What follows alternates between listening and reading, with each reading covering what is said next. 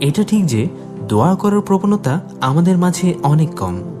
জীবনের অনেক জটিল কঠিন সময়গুলোতেও আমরা আল্লাহর কাছে কেঁদে কুটে ফরিয়াদ করতে পারি না।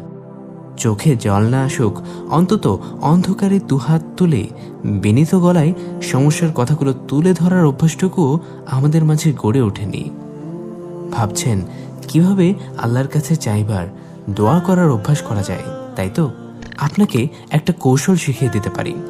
আজ থেকে জীবনের ছোট ছোট অভিযোগ, অনুযোগ, আনন্দ, বেদনা, সুখ, দুঃখ, প্রাপ্তি, অপ্রাপ্তি সব কিছু আল্লাহকে বলতে শুরু করুন।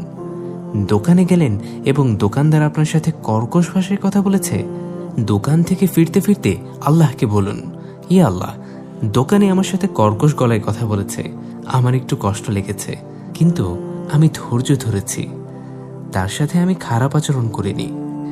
এর প্রতিদান কি আপনি আমাকে দেবেন না? অবশ্যই দেবেন। আপনি তো কোনো ভালো কাজকেই বিনিময়হীন রাখেন না। আমি আপনার কাছে উত্তম বিনিময়ের আশায় ধৈর্য ধরে থাকলাম। বাসে হেল্পার আপনার সাথে অহেতুক বাকবিতণ্ডায় জড়াতে চেয়েছে, শান্ত হয়ে সিটে বসুন এবং মনে মনে বলুন, হে আমার রব, আপনি তো জানেন আমার কোনো দোষ ছিল না এই ঘটনায়, তাও এ লোক আমাকে দোষী বানাতে চাইল এবং আমার সাথে তর্ক জুড়ে দিল। আমি জানি আমি সঠিক ছিলাম, তাও আমি তার সাথে তর্কে জড়াইনি।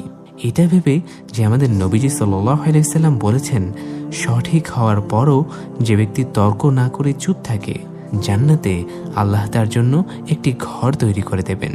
আমি আপনার কাছে একটা ঘর প্রাপ্তির আশায় তর্ক থেকে নিজেকে গুটিয়ে নিয়েছি। সুস্বাদু কোনো খাবার খেয়েছেন, সাথে সাথে আল্লাহকে বলুন, মালিক, অনেক অনেক শুকরিয়া এমন উত্তম খাবারের জন্যে।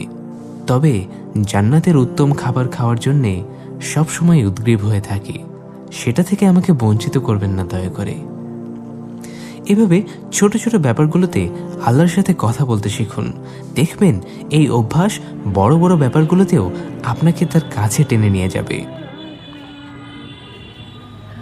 দোয়া করা খুব সহজ হলেও কিছু ব্যাপারে জানা থাকলে আল্লাহর আরও প্রিয় বান্দা হওয়ার সুযোগ বেড়ে যায়।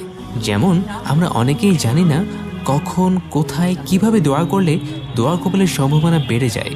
আবার আমরা জানি না যে কেন আমাদের দোয়া কবুল হচ্ছে না, কিংবা দোয়ার মাধ্যমে যে চিকিৎসা সম্ভব সেটাও কিন্তু আমরা অনেকে জানি না।